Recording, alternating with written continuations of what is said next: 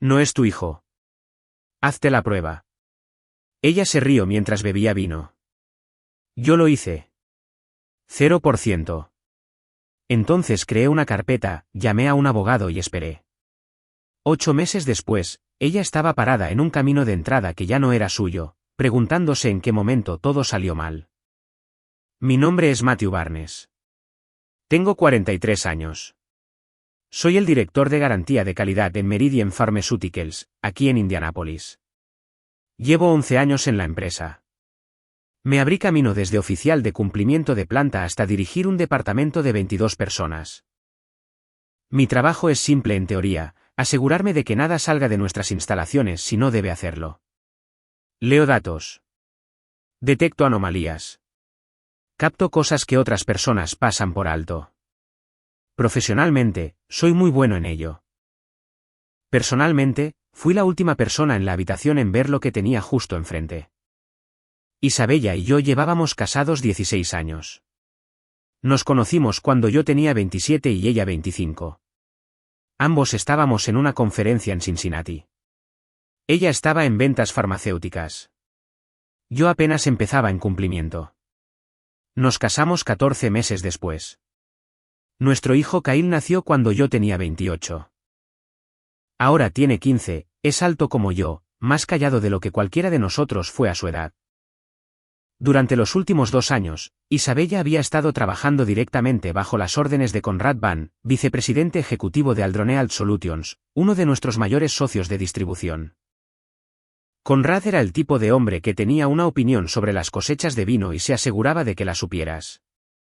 47 años, sienes plateadas, el tipo que se reía demasiado fuerte de sus propios chistes. Me lo había encontrado 4 veces en cenas del sector.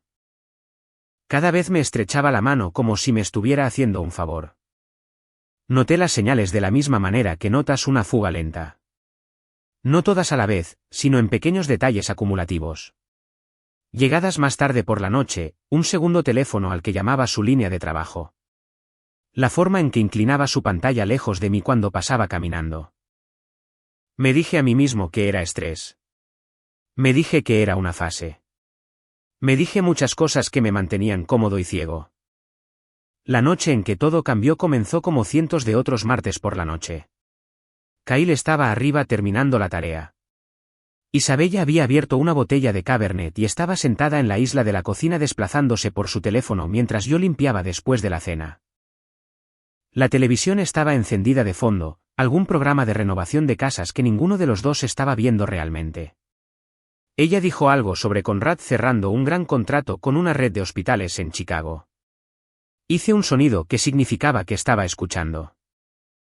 Luego dijo que él iba a llevar a todo el equipo a cenar a Mesch el jueves. Dije que eso era agradable. Y entonces, sin levantar la vista de su teléfono, casi como algo sin importancia, lo dijo. Sabes, Conrad me dijo hoy que Kyle tiene sus ojos. Seguí limpiando la encimera. ¿Qué? Ella finalmente levantó la vista y había algo en su expresión. No era exactamente una sonrisa burlona, pero se acercaba. Un brillo que no pertenecía a ese momento en particular.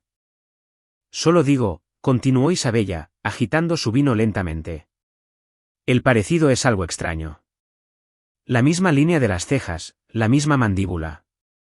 Es gracioso, hizo una pausa y luego agregó con una pequeña risa. Si alguna vez necesitaras sentirte seguro al respecto, siempre podrías hacerte la prueba. La cocina se sintió muy tranquila de repente. Dejé el paño de cocina sobre la encimera, lo doblé una vez, como siempre hago, y la miré por un momento sin decir nada. Luego tomé mi taza de café, caminé hacia la sala de estar y me senté frente al programa de renovación como si ella no acabara de detonar algo dentro de mi pecho. Ella no me siguió, no aclaró, no se retractó. Simplemente se sirvió más vino. Me senté allí durante 40 minutos mirando una televisión que no veía. Y para cuando me levanté para irme a la cama, ya había tomado mi decisión. Ella quería jugarlo como una broma. Bien, dejaría que pensara que eso es lo que escuché. Pero a la mañana siguiente, iba a averiguar exactamente qué tipo de broma era realmente. Reservé la prueba a la mañana siguiente desde mi coche en un estacionamiento de Meridian. No entré hasta que confirmé la cita. Un laboratorio privado en el lado norte de Indianápolis. No se requería referencia médica. Resultados en 5 días hábiles. Kyle necesitaba proporcionar un frotis bucal. Le dije que era un examen de salud voluntario con el que su escuela se había asociado para un programa de concientización genética. Se encogió de hombros, dijo claro y volvió a su videojuego. 15 años y completamente despreocupado. Deseé tener esa calma. Los 5 días entre el frotis y los resultados fueron los más extraños de mi vida. Fui a trabajar. Ejecuté auditorías de cumplimiento en nuestra línea de empaque. Me senté durante una llamada de proveedores de 2 horas sobre los estándares de etiquetado actualizados de la FDA. Preparé la cena 2 veces, llevé a Kyle a su cita con el ortodoncista el miércoles y vi 2 entradas de un partido de los Reds el jueves por la noche antes de quedarme dormido en el sofá. Desde fuera, todo se veía exactamente igual. Isabella no mencionó lo que había dicho, ni una sola vez. Se movió a través de esos 5 días como si no hubiera dicho nada que valiera la pena revisar. Alegre algunas noches, distraída otras. Siempre con ese segundo teléfono boca abajo en la encimera de la cocina. No pregunté al respecto. No le di la reacción que tal vez estaba esperando. Simplemente observé, esperé y dejé que pensara que la broma había aterrizado y se había disuelto. El correo electrónico llegó el viernes por la tarde a las 4:17 de la tarde. Estaba en mi oficina con la puerta cerrada, terminando un informe de revisión de lote. La línea de asunto decía, resultados disponibles. ID de caso MBK 2241. Lo miré fijamente durante un minuto completo antes de hacer clic. El PDF se cargó. 2 páginas. Clínico, preciso, formateado como siempre lo están los informes de laboratorio. Sin drama, sin suavizar el golpe, solo datos. Probabilidad de paternidad biológica, 0%. Lo leí una vez, luego otra vez. Luego cerré la computadora portátil, me puse de pie y caminé hacia la ventana que daba al piso de las instalaciones abajo. Allí abajo, mi equipo estaba realizando comprobaciones de fin de turno, portapapeles, guantes, el ritmo constante de personas haciendo su trabajo con cuidado. Personas que se presentaban todos los días y hacían exactamente lo que se suponía que debían hacer. Me quedé en esa ventana durante probablemente 4 minutos, sin llorar, sin temblar, simplemente procesando. La forma en que procesas algo que es demasiado grande para absorber de una vez, en pedazos, un hecho a la vez. Hecho, Kyle no era mi hijo biológico. Hecho, Isabella lo había sabido. Tenía que haberlo sabido. Hecho, ella hizo una broma al respecto en la isla de la cocina sobre una copa de Cabernet. Volví a mi escritorio, imprimí el informe, lo doblé en tercios y lo puse en el bolsillo interior de mi chaqueta. Luego terminé la revisión del lote, se la envié a mi supervisor y conduje a casa como si fuera cualquier otro viernes. Esa noche, después de que Kyle subiera, me senté en el garaje durante 1 hora, sin hacer nada, solo sentado en mi camioneta con la puerta abierta y la luz del techo encendida, dando vueltas a los hechos en mi mente de la manera en que volteas una piedra para ver qué vive debajo de ella. La ira estaba allí. No fingiré que no lo estaba, pero no era una ira caliente y agitada. Era fría y deliberada, como un termostato haciendo clic en un nuevo ajuste. Entré alrededor de las 10. La luz de Kyle todavía estaba encendida debajo de su puerta. Toqué 2 veces como siempre lo hago. Sí, llamó él. Empujé la puerta para abrirla. Estaba en su escritorio, con los auriculares alrededor del cuello, un ensayo de historia a medio terminar en su pantalla. Levantó la vista y por un segundo solo miré su cara. La línea de su mandíbula, su ceja, la forma en que sostenía su bolígrafo entre 2 dedos, exactamente de la misma manera que noté a Conrad Van sosteniendo un agitador de cóctel en una cena del sector hace 2 años. Había catalogado ese detalle sin saber por qué. Ahora sabía por qué. ¿Todo bien?, preguntó Kyle. Sí, dije, solo verificando. No te quedes despierto más allá de la medianoche. Asintió y se volvió a poner los auriculares. Cerré la puerta casi por completo y me quedé en el pasillo por un momento con la mano aún en el pomo. Él no tenía idea. E iba a asegurarme de que, viniera lo que viniera, lo manejaría de una manera que lo protegiera de lo peor. Eso no era sentimentalismo. Era una decisión, una firme. Fui a nuestro dormitorio. Isabella ya estaba dormida o fingiendo estarlo, algo en lo que se había vuelto muy buena. Me cambié, puse mi alarma y me acosté en la oscuridad mirando al techo. Para cuando cerré los ojos, tenía el bosquejo de un plan. No estaba completo, pero los cimientos estaban allí. Mañana llamaría a un abogado. El lunes encontraría a un investigador privado. Y entre ahora y cuando esta cosa llegara a su conclusión, Isabella iba a ver exactamente al mismo esposo que siempre había visto. Constante, tranquilo, presente, justo hasta el momento en que no lo fuera.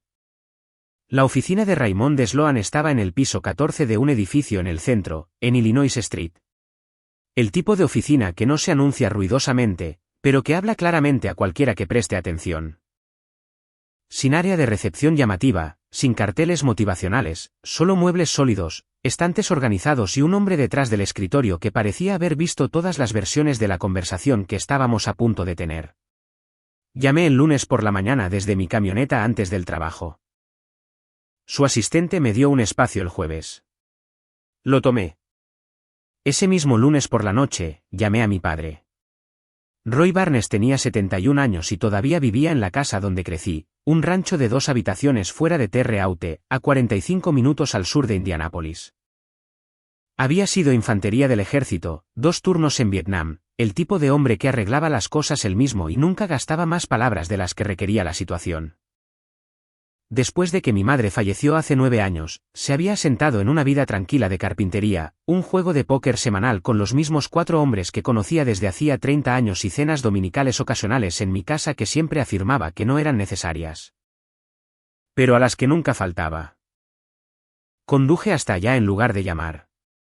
Se sentía como el tipo de conversación que merecía suceder en persona. Estaba en el garaje cuando llegué, lijando el borde de una puerta de gabinete. Me echó una mirada a la cara cuando salí de la camioneta y dejó el papel de lija sin que se lo pidiera.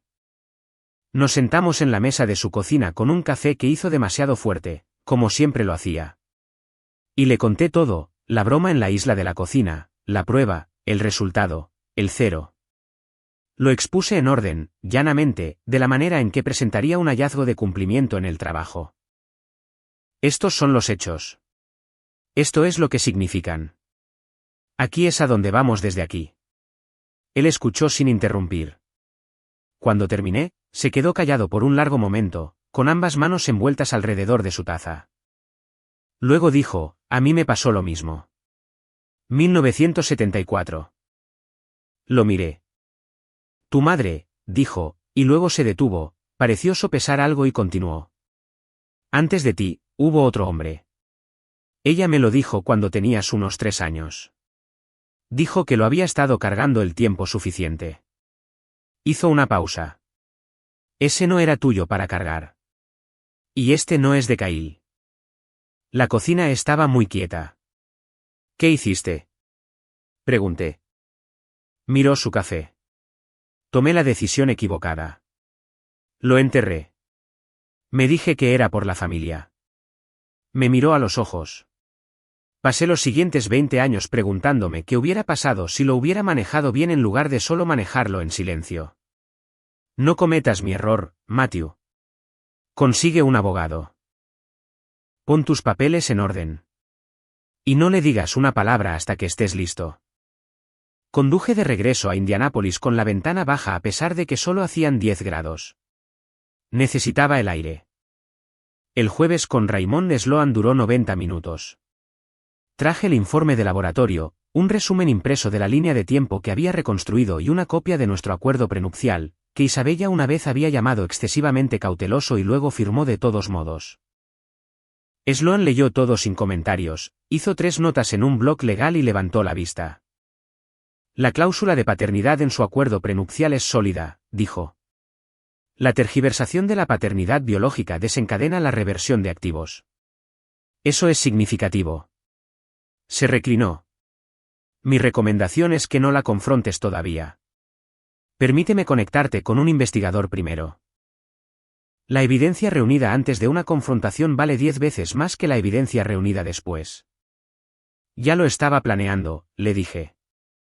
Casi sonrió. Bien. Entonces estamos empezando en el lugar correcto. Dale Morro vino recomendado por Sloan, un ex investigador policial que ahora dirigía una pequeña práctica privada y se especializaba en lo que llamaba análisis de patrones digitales. Nos reunimos para tomar un café el martes siguiente.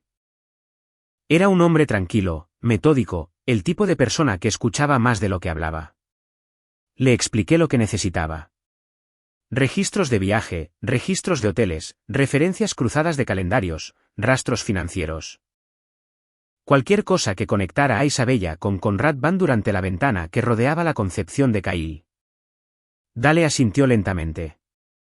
Dame 2 semanas, dijo. Te daré una imagen completa. Mientras tanto, fui a casa todas las noches y fui exactamente el esposo que siempre había sido. Pregunté sobre el día de Isabella. Me aseguré de que Kyle tuviera todo lo que necesitaba para la escuela. El sábado, Ase bistecs en el patio trasero mientras Kyle lanzaba la canasta en el camino de entrada e Isabella se sentaba en el porche leyendo algo en su tableta. Y desde afuera, parecía una familia ordinaria teniendo un fin de semana ordinario. Era la cosa más alejada de lo ordinario que jamás había experimentado. Pero eso estaba bien. Yo tampoco era ordinario ya. La carpeta que envió Dale Morro llegó como un enlace seguro un jueves por la noche. 2 semanas y un día después de nuestra reunión de café, la abrí en mi oficina en casa con la puerta cerrada y la música de Kyle retumbando débilmente a través del techo sobre mí. 41 páginas. La revisé lentamente, de la manera en que reviso la documentación de cumplimiento, metódicamente, un elemento a la vez, sin dejar que el peso de ninguna página individual me hundiera antes de haber terminado el resto. La primera sección eran los registros de viaje. Isabella había realizado 11 viajes con pernoctación en el periodo de 2 años que Dale marcó como relevante. 7 de ellos figuraban en su calendario de trabajo como visitas a clientes o conferencias regionales. Dale había cruzado las referencias de los registros del hotel. La tarjeta corporativa de Conrad Ban había sido cargada en las mismas propiedades en 6 de esos 7 viajes, habitaciones adyacentes en 3 casos, la misma habitación en 2. Dejé esa página a un lado y seguí leyendo. La segunda sección era financiera. Isabella tenía una tarjeta de crédito personal que yo conocía pero rara vez revisaba. Ella manejaba sus propios gastos y nunca tuve motivos para cuestionarlo. Dale había marcado 17 cargos durante 18 meses en restaurantes, hoteles y una agencia de viajes boutique en Carmel. Las cantidades eran lo suficientemente modestas como para evitar llamar la atención. Los patrones no lo eran. El mismo restaurante en Broad Ripple aparecía 6 veces. Siempre un martes. Siempre entre las 7 y las 9:30 de la noche. Siempre en noches en las que Isabella me había dicho que trabajaba hasta tarde. Conocía ese restaurante. Habíamos estado allí una vez para nuestro aniversario hace años. Ella había dicho que la pasta era solo regular. La tercera sección fue la que me detuvo en seco. Dale había obtenido, a través de canales que describió solo como disponibles para investigadores con licencia, un registro parcial del calendario corporativo de Conrad Ban para una ventana de 14 meses superpuesta con el viaje documentado de Isabella. La alineación era lo suficientemente precisa como para ser quirúrgica. Cada viaje que ella había hecho y que yo no podía verificar independientemente correspondía con un hueco en su calendario marcado simplemente como fuera del sitio. Luego había una fotografía. Dale la había incluido con una nota que decía, tomada por una cámara de seguridad activada por movimiento en Broadmoor en Bloomington, 14 de febrero. Isabella Barnes identificada por comparación de foto de licencia de conducir. Era una toma del vestíbulo, ligeramente granulada. Isabella y Conrad caminando hacia el ascensor, su mano en el antebrazo de él, su cabeza inclinada hacia la de ella, diciendo algo muy cerca. No eran colegas discutiendo informes trimestrales. 14 de febrero. El cumpleaños de Kyle es el 9 de noviembre. 9 meses atrás desde el 9 de noviembre cae directamente en febrero. Cerré la carpeta y me senté durante mucho tiempo. Luego abrí una nueva carpeta en mi unidad encriptada, etiqueté la documentación, caso MBK, y comencé a organizar todo lo que Dale había enviado en subcarpetas. Registros de viaje, registros financieros, análisis de calendario, evidencia fotográfica. Trabajé constantemente durante 90 minutos, de la manera en que organizaría un archivo de retirada de producto, sistemático, limpio, cada documento nombrado y fechado. Cuando terminé, me recliné en mi silla y miré el techo. Conrad Ban no tenía idea de que nada de esto existía. Isabella no tenía idea de que yo sabía nada de esto. Habían construido su arreglo sobre la suposición de que yo era el tipo de hombre que no miraría, no presionaría, no actuaría. Era una suposición razonable dados 16 años de evidencia. Por el contrario, también era completamente errónea. Tomé mi teléfono y le envié a Raymond Sloan un solo mensaje: el informe de Dale ha llegado. Estamos listos para pasar a la siguiente fase. Su respuesta llegó 4 minutos después: tendré los documentos preparados para el final de la semana. Dejé el teléfono, apagué la lámpara del escritorio y subí las escaleras. La luz de Kyle estaba apagada. Isabella estaba dormida. Me cambié en silencio, puse mi alarma y me acosté en la oscuridad. ¿Listo? Esa era la palabra que seguía surgiendo. Por primera vez desde ese martes por la noche en la isla de la cocina, me sentí completa e inequívocamente listo. Hay un tipo particular de traición que no proviene de un enemigo. Proviene de alguien que se sentó en tu mesa de acción de gracias, que tomó prestada tu camioneta sin preguntar y la devolvió con el tanque lleno como disculpa, en quien confiaste sin pensar nunca si la confianza estaba justificada. Jeff Pruitt había sido mi amigo durante 11 años. Nos conocimos en una conferencia de la industria farmacéutica en Louisville. Él estaba en ventas regionales, yo había sido recientemente ascendido a jefe de cumplimiento, y estábamos en algún lugar entre un taxi compartido y un bar de hotel malo. Nos convertimos en el tipo de amigos que se llamaban cuando las cosas salían mal. Me enteré de lo de Jeff un lunes, 12 días después de que Dale entregara su informe. No lo había estado buscando. Estaba revisando el segundo teléfono, el dispositivo prepago que Isabella había dejado cargando en su mesita de noche mientras se duchaba una noche, al que accedí usando el código de 4 dígitos que resultó ser el cumpleaños de Kyle. Lo que me dijo todo lo que necesitaba saber sobre cuán cuidadosa había sido realmente. La mayor parte de lo que encontré allí ya lo tenía gracias a Dale. Pero enterrado en un hilo de hace 8 meses entre Isabella y Conrad había un mensaje que me hizo dejar de leer todo lo demás. Conrad había escrito: Pruitt señaló algo del lado de Matt. Le dije que lo dejara pasar. Lo hará. Isabella había respondido: bien. Jeff sabe que es lo mejor. Lo leí 3 veces. Luego dejé el teléfono en el mostrador del baño y me quedé allí mirando mi propio reflejo por un rato. Jeff sabía, lo había sabido durante al menos 8 meses, probablemente más, había estado lo suficientemente cerca de la órbita de Conrad a través de círculos compartidos de la industria como para serle útil.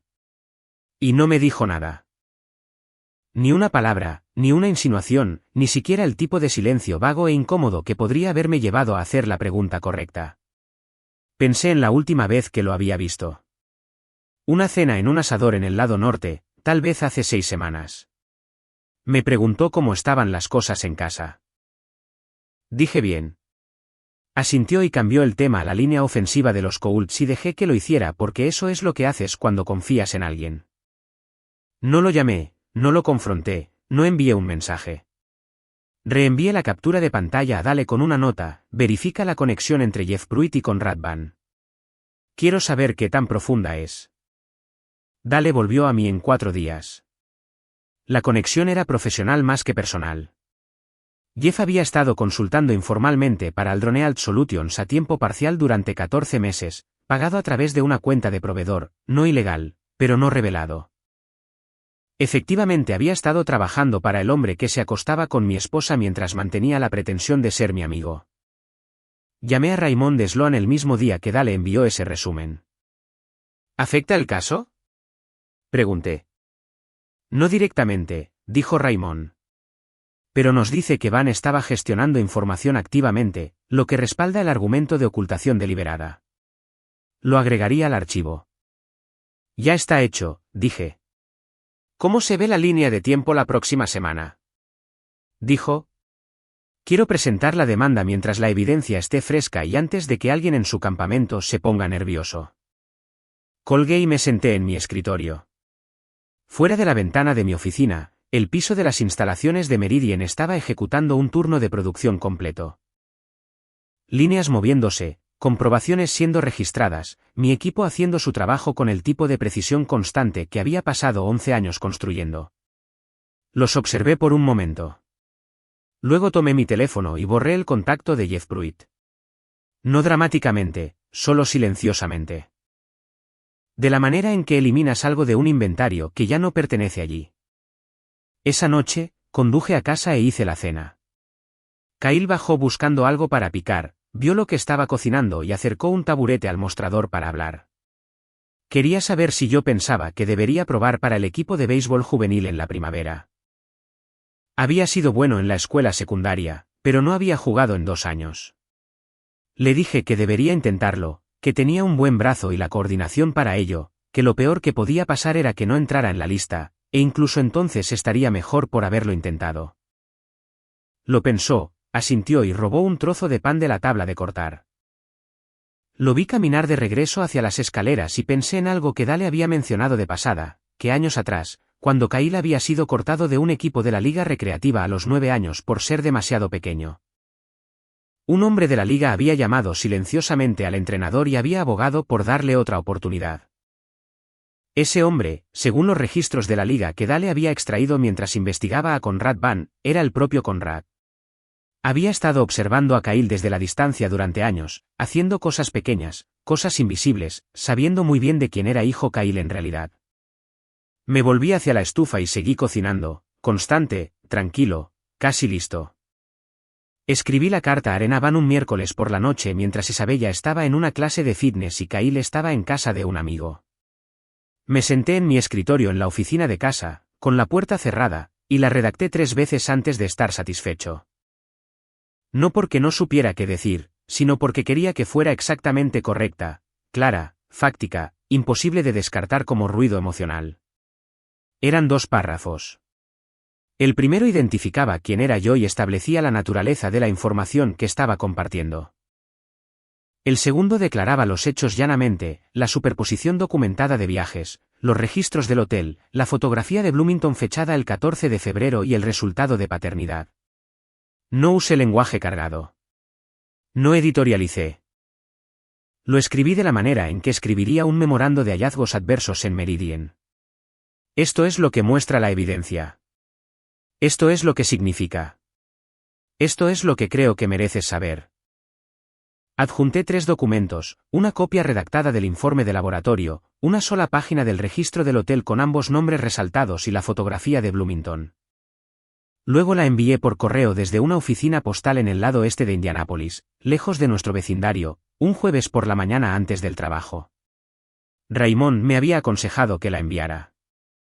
Que Arena Van se entere a través de ti, a través de documentación, es estratégicamente diferente a que se entere a través de rumores o descubrimiento, había explicado.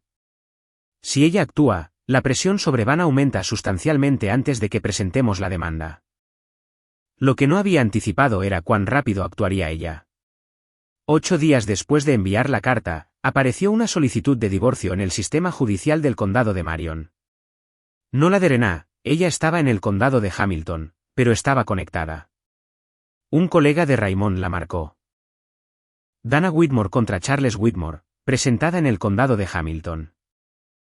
El nombre no significaba nada para mí hasta que Raymond me explicó que Dana Whitmore era la hermana mayor de Arena Van y que Charles Whitmore era un socio comercial de Conrad que aparentemente había quedado atrapado en el mismo círculo social. La carta había viajado más lejos de lo que había imaginado. La propia Arena me llamó 4 días después de eso. Estaba en el estacionamiento de Meridian, acababa de regresar de una auditoría de proveedores, cuando entró un número desconocido. Contesté por costumbre. ¿S.R. Barnes? Su voz estaba compuesta, la compostura forzada de alguien que había estado llorando recientemente y estaba decidida a no hacerlo de nuevo. Soy Arena Van. Recibí su carta. Lo sé, dije. Lamento que haya tenido que recibirla. Una pausa. ¿Es genuina la fotografía? Sí. Fue obtenida por un investigador con licencia a través de medios legales. Otra pausa. Más larga esta vez. ¿Cuánto tiempo ha estado sucediendo esto? Basado en lo que he documentado, dije con cuidado, al menos 3 años, posiblemente más. Se quedó callada por un momento. Luego dijo, tengo mis propias preguntas que responder ahora sobre mi hijo. Eso me detuvo. ¿Su hijo? Trevor tiene 14 años, dijo. Y estoy mirando una fotografía en mi propio teléfono ahora mismo de una barbacoa familiar hace 2 veranos, y me estoy haciendo preguntas que no quiero hacer. No dije nada a eso. No había nada útil que decir. Gracias por decirme, dijo Rena finalmente. Sé que no fue fácil. Era lo correcto, dije. Ella terminó la llamada. Me senté en el estacionamiento durante 10 minutos, con el motor apagado, pensando en un niño de 14 años llamado Trevor que estaba a punto de tener el mismo tipo de semana que Kyle eventualmente iba a tener. Luego llamé a Raymond. Renavan se está moviendo, le dije. Bien, dijo. Entonces es hora de que nos movamos nosotros también. Presentaré la demanda el viernes. 2 días después, llegué a casa del trabajo y encontré a Isabella en la cocina sirviéndose un vaso de agua.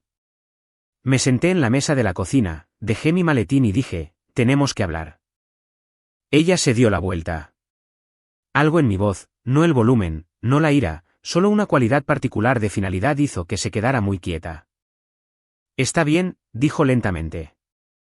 El viernes, le dije. Raymond Sloan presentará la solicitud de divorcio el viernes. Quería que lo escucharas de mí primero para que tuvieras tiempo de conseguir tu propio abogado. El vaso de agua quedó intacto en el mostrador. Matthew. Tengo un informe de laboratorio, dije. Tengo los registros del hotel. Tengo la fotografía de Bloomington. Tengo los mensajes de tu segundo teléfono. Mantuve mi voz nivelada. No estoy aquí para pelear. Te estoy diciendo dónde están las cosas para que puedas tomar decisiones informadas. Se sentó con fuerza, como si sus rodillas simplemente hubieran dejado de cooperar. ¿Desde cuándo lo sabes? Finalmente logró decir. Lo suficiente, dije. Lo suficiente para hacer esto bien. Isabella se fue a una conferencia en Cincinnati un jueves por la mañana. Lo había mencionado 2 semanas antes, una cumbre de ventas farmacéuticas de 2 días, hotel reservado. Agenda reenviada a mi correo electrónico como siempre lo hacía para demostrar transparencia. En realidad no estaba practicando. La besé en la mejilla en la puerta, le dije que condujera con cuidado y vi su Audi salir del camino de entrada. Luego entré, hice una segunda taza de café y me puse a trabajar. Raymond había pasado los 10 días anteriores preparando el papeleo. La cláusula de paternidad del acuerdo prenupcial era la piedra angular. En caso de tergiversación biológica comprobada, los activos matrimoniales revertían a su estructura de propiedad prematrimonial. La casa estaba a mi nombre antes de casarnos. Yo había pagado el pago inicial con ahorros acumulados antes de conocernos. Isabella había contribuido a la hipoteca durante 16 años, y Raymond había calculado su parte equitativa con precisión, apartando esa cantidad en una cuenta estructurada. Todo lo demás, la casa misma, las cuentas de inversión a mi nombre, los fondos de jubilación, estaba documentado, organizado y reposicionado legalmente. La transferencia de la escritura se finalizó a las 9:47 de la mañana a través de la oficina de Raymond mientras yo estaba sentado en mi cocina con mi computadora portátil abierta. Vi llegar la confirmación, luego cerré la computadora y pasé al siguiente elemento. La cuenta corriente conjunta se separó al mediodía. Transferí la mitad de Isabella, Raymond la había calculado hasta el último dólar, a una nueva cuenta a su nombre solamente, con una carta de su oficina explicando la acción y su base legal. Limpio, documentado, inexpugnable. A las 2 de la tarde, había cambiado el código de alarma, revocado el acceso de Isabella al almacenamiento en la nube compartido donde guardábamos documentos fiscales y registros del hogar, y transferido el inicio de sesión del portal escolar de Kyle a mi correo electrónico exclusivamente. Estaba cerrando la puerta de la oficina en casa de Isabella, un dormitorio convertido que usaba para llamadas de trabajo y archivo, lleno de carpetas y notas adhesivas y un calendario de citas motivacionales que actualizaba fielmente, cuando sonó mi teléfono. Número desconocido, código de área de Cincinnati. Contesté, Matthew Barnes. La voz era masculina, estrictamente controlada, el tipo de control que viene justo antes de que algo se rompa. Habla con Radvan. Una pausa que llevaba el peso de un hombre que acababa de darse cuenta de cuán mal había subestimado a alguien. Me han notificado con papeles de divorcio esta mañana. Mi abogado encontró el nombre de su abogado en una presentación relacionada. Creo que me debe una explicación. Me apoyé contra la pared del pasillo. Kyle estaba en la escuela. La casa estaba muy tranquila. No te debo nada, Conrad, dije. Pero te daré una frase de todos modos. Pensaste que esto se iba a mantener en silencio porque decidiste que yo era el tipo de hombre que deja pasar las cosas. Te equivocaste en eso. Enviaste una carta a mi esposa. Le envié a tu esposa la verdad, dije. Ella la merecía. Igual que yo la merecía. Un largo silencio. No tienes idea de lo que empezaste. En realidad, dije, tengo una idea muy precisa. Mi abogado solicitó el divorcio esta mañana. Se ha invocado la cláusula de paternidad en nuestro acuerdo prenupcial. La documentación de activos está completa. Tus registros de viajes corporativos y registros de hoteles son parte de un archivo que ahora está en manos de mi asesor legal. Y tu esposa, que me llamó personalmente, lo cual pensé que mostraba verdadero carácter, está avanzando con su propio abogado. Mantuve mi voz completamente pareja. Así que diría que tengo una imagen razonablemente precisa de lo que he empezado. La pregunta es si tú entiendes en medio de qué estás. Otro silencio, más largo. ¿Por qué está tu abogado de divorcio sentado en la oficina del abogado de mi esposa en este momento? Exigió. Acabo de recibir una llamada del abogado de Elena. Porque tu esposa contrató una buena representación legal rápidamente, dije, lo que me dice que es más inteligente de lo que le diste crédito. Adiós, Conrad. Terminé la llamada, me quedé en el pasillo por un momento. Luego me enderecé, caminé hacia la cocina y comencé a sacar cosas del refrigerador para preparar el bocadillo de Kyle para después de la escuela. Llegó a casa a las 3:45, dejó su mochila en la puerta, vino a la cocina y se sentó en el mostrador como siempre lo hacía, alcanzando el plato que había preparado sin que se lo pidiera. Comió durante un minuto, luego miró a su alrededor. Algo pequeño pero perceptible había cambiado en la casa. La forma en que una habitación se siente diferente cuando se han movido los muebles, incluso si no puedes identificar inmediatamente qué cambió. ¿Mamá está en Cincinnati?, preguntó. Lo está, dije. Asintió. Comió otro bocado. Luego, papá, necesito decirte algo. La forma en que lo dijo, la gravedad particular de ello, me hizo dejar lo que estaba haciendo y girarme para enfrentarlo por completo. Dejó su tenedor. Estaba mirando el mostrador, no a mí. Y su mandíbula estaba tensa de esa manera que tenía cuando se estaba preparando para algo incómodo. Vi a mamá, dijo. Con él. Con su jefe. Hace como 1 año y medio. Finalmente levantó la vista. Estabas fuera de la ciudad por una auditoría de cumplimiento. Ella dijo que tenía una cena de trabajo. Olvidé mi bolsa de gimnasio en la escuela y ella me llevó de regreso a buscarla y paramos en este restaurante en el camino y dijo que solo necesitaba dejar algo. Se detuvo. Él estaba allí. No me vieron de inmediato. La forma en que hablaban, la forma en que ella le tocó el brazo. Se detuvo de nuevo. Sabía que no era algo de trabajo. No sabía qué hacer. Así que no hice nada. Y luego, cada vez que pensaba en decir algo, seguía pensando en lo que le haría a todo. Parecía que había estado cargando algo muy pesado durante mucho tiempo y finalmente lo había dejado en medio de la cocina. Crucé la habitación, acerqué un taburete al suyo y me senté a su lado. No estás en problemas, dije. Ni cerca. Eras un niño de 14 años en una situación imposible. No hay nada que debieras haber hecho diferente. Debería habértelo dicho. Tal vez, dije, pero estabas protegiendo a tu familia de la mejor manera que sabías. Eso no es un fracaso. Eso es lo que la gente hace cuando ama a alguien. Puse mi mano en su hombro. Yo me encargo desde aquí. De todo. Ese es mi trabajo, no el tuyo. Se quedó callado por un momento. Luego asintió. Un asentimiento lento y deliberado. El tipo que significa que algo ha sido absorbido en lugar de solo escuchado. Está bien, dijo. Está bien, dije de vuelta. Nos sentamos allí por otro minuto. Luego volvió a tomar su tenedor y terminó de comer. Y yo me levanté y terminé de hacer la cena. Y ninguno de los dos dijo nada más al respecto. No necesitábamos hacerlo. La audiencia estaba programada para un martes por la mañana en el Tribunal de Familia del Condado de Marion. Raymond había sido minucioso. La presentación fue limpia. La documentación estaba organizada en un paquete de presentación que describió como el archivo de evidencia más completo que había presentado en 14 años de práctica de derecho familiar. Llevé un traje gris, sin corbata, como sugirió Raymond, profesional, pero no adversarial en apariencia.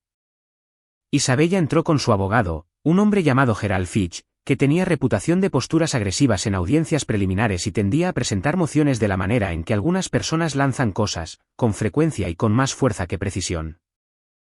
Ella estaba vestida con cuidado, compuesta, el tipo de compostura que requiere una preparación real. No me miró cuando entró. La juez era la honorable Patricia Dramen. 22 años en el banco del Tribunal de Familia, gafas de lectura en una cadena. El tipo de presencia judicial que hacía que la habitación fuera más tranquila con solo entrar. Raymond había marcado una complicación potencial el viernes anterior. Isabella y la juez Dramen habían asistido a una recaudación de fondos benéfica hace 18 meses, una gala hospitalaria que Isabella había mencionado de pasada como un evento de networking. Sus nombres aparecían en la misma lista de invitados. Raymond presentó una moción de divulgación judicial antes de que comenzara la audiencia. Procedimiento estándar, ejecutado correctamente. Gerald Fitch objetó, llamándolo una táctica dilatoria. La juez Dramen miró a Fitch por encima de sus gafas con una expresión que sugería que había escuchado mejores objeciones de estudiantes de derecho de primer año y luego declaró claramente que no tenía una relación previa con ninguna de las partes más allá de estar en la misma habitación en un evento público al que asistieron 400 personas. Que no veía base para la recusación y que iba a proceder. Fitch intentó de nuevo. La juez dijo, consejero, he tomado nota de su objeción. Continúe. Esa fue la última vez que Fitch controló algo en esa sala. Raymond presentó el caso en secuencia, el acuerdo prenupcial y su cláusula de paternidad, el informe de laboratorio de 2 laboratorios independientes, la documentación del hotel, los registros financieros, la evidencia fotográfica. Fue metódico y sin prisas. La forma en que un hombre es cuando sabe que los hechos están haciendo todo el trabajo necesario. La juez Dramen revisó el informe de paternidad en silencio. Lo leyó 2 veces. La vi volver a la parte superior de la página. Luego miró por encima de sus gafas a Gerald Fitch. Consejero, dijo. Su cliente nunca reveló a su esposo que había alguna duda con respecto a la paternidad biológica del niño identificado en este matrimonio. Fitch comenzó a hablar. Ella levantó un dedo. Estoy preguntando si lo reveló. ¿Sí o no? Una pausa. No, su señoría. Ella dejó el informe. Este tribunal reconoce la ocultación deliberada de la paternidad biológica como una forma de tergiversación material dentro del patrimonio conyugal. La cláusula prenupcial es ejecutable tal como está escrita. Se volvió hacia la documentación de activos. El cálculo equitativo realizado por el abogado del peticionario es consistente con los estatutos aplicables. Lo acepto. La división de activos salió al 85% para mí, 15% para Isabella. Después de contabilizar sus contribuciones hipotecarias proporcionales durante 16 años, Raymond lo había argumentado con precisión. Fitch intentó contrarrestar con una apelación emocional sobre la duración del matrimonio. La juez escuchó cortésmente y luego explicó que las apelaciones emocionales no anulan el lenguaje contractual ejecutado de buena fe por ambas partes. La custodia legal exclusiva de Kyle me fue otorgada con visitas supervisadas para Isabella pendientes de la evaluación de un consejero familiar. Fitch objetó de nuevo. La juez dijo, el niño tiene 15 años. Su preferencia tiene un peso significativo en este tribunal. Su preferencia expresa en el registro es residir con su padre. No le había pedido a Kyle que declarara oficialmente. Raymond había hablado con él en privado, explicado el proceso, y Kyle había decidido por su cuenta. Esa fue su elección, hecha claramente y sin presión. Isabella miró la mesa durante la mayor parte de la sesión. Una vez hacia el final, me miró y sostuve su mirada por un momento, no con ira, no con satisfacción, solo firmemente, y luego volví a mirar a Raymond. Cuando bajó el mazo y se levantó la sesión, estreché la mano de Raymond en el pasillo y le agradecí. «¿Hiciste el trabajo?», dijo. «Yo solo lo organicé». Afuera, el aire de noviembre era agudo y limpio. Me paré en los escalones del juzgado por un momento, viendo el tráfico moverse en Illinois Street abajo. Luego caminé hacia mi auto, conduje de regreso a Meridian y pasé la tarde ejecutando una auditoría de documentación en nuestra línea de producción más nueva. Trabajo constante, del tipo que perdura. La mañana en que Conrad Bank caminó hacia su propia emboscada, yo estaba en mi oficina en Meridian revisando un resumen de cumplimiento trimestral que no tenía nada que ver con él. Lo había construido de esa manera deliberadamente. Cada hora de esa semana tenía su propio propósito, su propio trabajo, su propio movimiento hacia adelante. No estaba sentado en algún lugar esperando que cayeran las consecuencias. Ya estaba viviendo más allá de ellas. Raymond me llamó a las 10:23 de la mañana. Sucedió, dijo. La junta de Aldron se reunió a las 9. Conrad fue llamado a las 9:30. Todavía está ahí dentro. Ya conocía la forma general de lo que estaba sucediendo dentro de esa sala de conferencias porque Raymond había ayudado a diseñarlo. 2 semanas antes, el abogado de Renavan había presentado una moción de descubrimiento que requería que Aldroneald Solutions produjera los registros de viaje corporativos de Conrad como parte de los procedimientos de divorcio. Procedimiento estándar. Los registros regresaron exactamente como la investigación de Dale los había mapeado, 11 viajes con registros de hotel coincidentes. 6 de ellos superpuestos con el viaje documentado de Isabella en la cuenta de proveedor de Aldron. El abogado general de Aldron había recibido una copia de la misma presentación. A las corporaciones no les gusta enterarse de que sus ejecutivos han estado utilizando los recursos de la empresa para financiar una vida paralela. Les gusta aún menos cuando aparece en un registro judicial público. Lo que Conrad no había anticipado, lo que ni él ni Isabella aparentemente habían considerado, era que Rena había estado hablando, no públicamente, no imprudentemente, sino con las personas adecuadas. El esposo de su hermana estaba en el comité de auditoría de Aldron. La información se había movido exactamente a través de los canales por los que se mueve la información cuando las personas adecuadas saben las cosas correctas. Raymond llamó de nuevo a las 11:47. Renunció, dijo, con efecto inmediato. Le dieron la separación estándar. 2 semanas de pago. Carta de referencia que no dice casi nada. Escolta para limpiar su oficina. Me recliné en mi silla. ¿Cómo se lo tomó? Su asistente le dijo a la recepcionista que apenas habló, dijo Raymond. Empacó una caja, dejó los premios en la pared. Agradecí a Raymond y terminé la llamada. Me senté por un momento. Fuera de mi ventana, el piso de Meridian estaba ejecutando un turno completo. Igual que siempre, constante, preciso, haciendo exactamente lo que se suponía que debía hacer. Lo observé por un minuto, de la manera en que a veces lo hacía cuando necesitaba conectarme con algo real y funcional.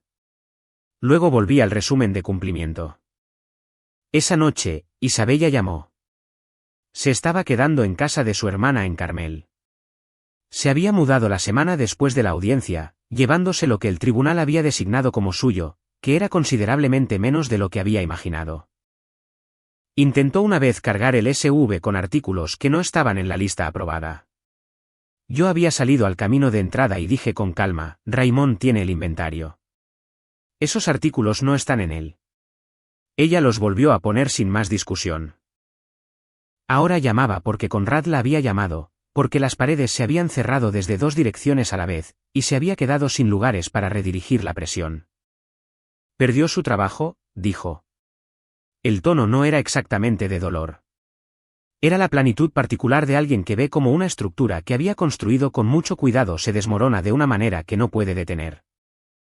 Lo sé, dije. ¿Hiciste eso? Documente la verdad, dije. Otras personas tomaron sus propias decisiones con ella.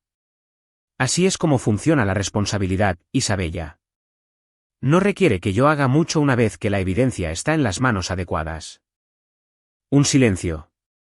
Luego, ¿está bien, Kyle? Fue la primera vez en mucho tiempo que la pregunta se sintió genuina en lugar de estratégica. Le está yendo bien, dije. Se inscribió en las pruebas de béisbol. Ha estado trabajando en su brazo. Otro silencio. Dile que llamé. ¿Él sabe dónde encontrarte? Dije. Esa es su decisión. Terminé la llamada y fui a ver a Kyle, que estaba en el patio trasero bajo la luz tenue de noviembre lanzando una pelota de béisbol a la zona de strike que había pegado con cinta adhesiva a las tablas de la cerca. Su forma era sólida. Tenía un buen brazo, siempre lo tuvo. Lo observé desde la puerta trasera por un momento, la repetición de ello, el enfoque, la tranquila satisfacción de una habilidad que se está perfeccionando, y luego volví adentro para terminar la cena. Algunas cosas simplemente tenías que dejar que siguieran su curso. 8 meses después de que finalizara el divorcio, llevé a Kyle a su primera prueba de béisbol universitario un sábado por la mañana a finales de marzo. Había entrado en el equipo JV, Junior Varsity, en el otoño, fundamentos sólidos, entrenable, dijeron los entrenadores, que es lo que dicen sobre los jugadores que realmente escuchan.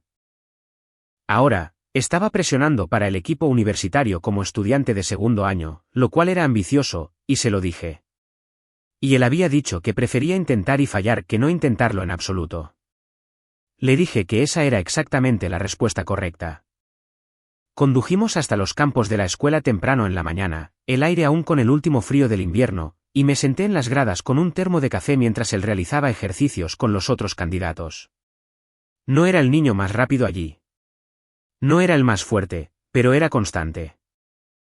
La misma mecánica cada vez, el mismo juego de pies, el mismo seguimiento. Y la constancia es sobre lo que los entrenadores realmente construyen equipos. Raymond me había contado algo durante nuestra última reunión, unos 2 meses después de la audiencia final, cuando estábamos revisando la última documentación posterior al divorcio. Había mencionado, casi como un comentario aparte, que Dale Morro había encontrado una pieza más de información, algo que se había guardado porque no era legalmente relevante, pero que tal vez yo querría saber. Años atrás, cuando Kyle tenía 9 años y había sido cortado de una lista de la liga recreativa por ser demasiado pequeño, se había hecho una llamada al coordinador de la liga. La llamada había venido de un hombre que argumentó que el niño merecía otra oportunidad, que el tamaño no era una medida del potencial, que la liga debería darle la oportunidad de desarrollarse. La llamada había funcionado. Kyle había sido reinstalado. Había mejorado constantemente durante las siguientes 2 temporadas. El hombre que hizo la llamada fue Conrad Van. Me había quedado con eso por un tiempo. Era lo más complicado de toda la complicada historia. Que un hombre que había construido su vida en torno al engaño también hubiera hecho silenciosamente algo decente por un niño que sabía que era su hijo sin poder decirlo nunca. No excusaba nada, pero era real. Y no iba a fingir que no lo era. Kyle no lo sabía. No había decidido aún si alguna vez lo sabría. Esa era una pregunta para más tarde, cuando fuera mayor, cuando el suelo bajo todos nosotros se hubiera asentado más completamente. En este momento, era un joven de 15 años lanzando una pelota de béisbol en una prueba un sábado por la mañana, y ese era exactamente el lugar donde necesitaba estar. Conrad Van se había mudado a Phoenix. Su divorcio de Rena había finalizado 4 meses antes. Ella se había quedado con la casa, las cuentas principales y la custodia principal de Trevor. Isabella trabajaba para una firma más pequeña en Cincinnati, viviendo en un apartamento cerca de su hermana. Ella y Kyle habían comenzado una llamada telefónica semanal que él manejaba en sus propios términos, lo cual yo respetaba completamente. Jeff Pruitt se había comunicado una vez unos 3 meses después de que todo saliera a la luz. Un mensaje de texto largo, de tono explicativo, disculpándose en algunos lugares, justificándose en otros. Lo leí por completo, no respondí y lo eliminé. Algunos puentes no necesitan ser quemados. Solo necesitan ser eliminados del mapa. En el campo, Kyle atrapó una bola rodada difícil de un mal rebote, recuperó el equilibrio y lanzó limpiamente a primera. El entrenador que observaba hizo una nota en su portapapeles. Me serví más café del termo y me recosté en las gradas. Roy llegó unos 20 minutos después de iniciada la sesión, apareciendo sin previo aviso, como siempre lo hacía cuando algo importaba. Subió las gradas con la cuidadosa deliberación de un hombre de 71 años que se niega a usar la barandilla y se sentó a mi lado sin decir una palabra. Observamos juntos por un rato. Tiene buenas manos, dijo Roy finalmente. Las tiene, dije. Roy envolvió ambas manos alrededor de la taza de viaje que le entregué. ¿Estás bien? Sí, dije. Estoy bien. Asintió una vez. Eso fue suficiente entre nosotros. Siempre lo había sido. En el campo, Kyle se alineó para otra ronda de ejercicios de cuadro. La misma mecánica, el mismo enfoque, la misma tranquila determinación. La luz de la mañana había salido por completo ahora. El frío se estaba disipando, el campo brillaba y estaba claro. Observé a mi hijo atrapar bolas rodadas bajo el sol de marzo de Indiana. Y pensé en lo que Roy había dicho esa noche en la mesa de su cocina. No lo entierres. No lo cargues. Manéjalo bien. Y pensé que, en general, eso era exactamente lo que había hecho.